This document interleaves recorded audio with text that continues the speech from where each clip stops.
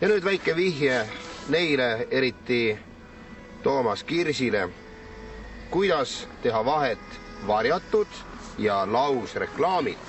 Antud hetkel me oleme hotellis, kus me viibime hotelli ees ja selle hotelli nimi on Hullu Poro, nagu me näeme. See on lausreklaam.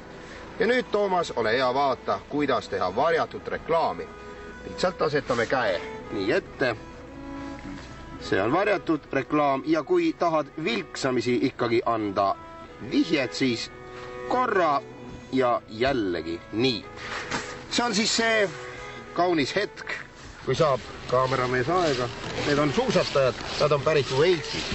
Meie kasutuses on täpselt mugav ja soe Volkswageni buss, millega me siin sõidame ja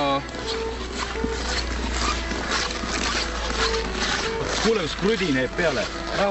Rahvas sammub meie tagant mööda. Eesti rahval suu jookseb. Ja huvitav on kusjuures veel see, et me mõtleme kõik, eks ole, et see on lumi, mis krudiseb. Tegelikult see on Walesi inimeste eripära. Nad elavad meie kõrval hotelli tubades ja kui nad õhtul restoranis tulevad, siis on koridoris täpselt samasugune krudin. Palju jalu käivad, neil tallad krudiseb. Tänases saates ma teen ka ühe väikse reklaami. Nagu te näete, et kui oleme siin hotellis selle autoga sõidame, sealt me sündisime. Vaata Toomas Kirs nüüd. 3 korda teed nagu kaugele ei oleks näha, siis tuleb nagu päike ette, nii ikka väike mänguline element ka sees. Täna te näete siis neid võimalusi, kuidas Lapimaal ellu jääda.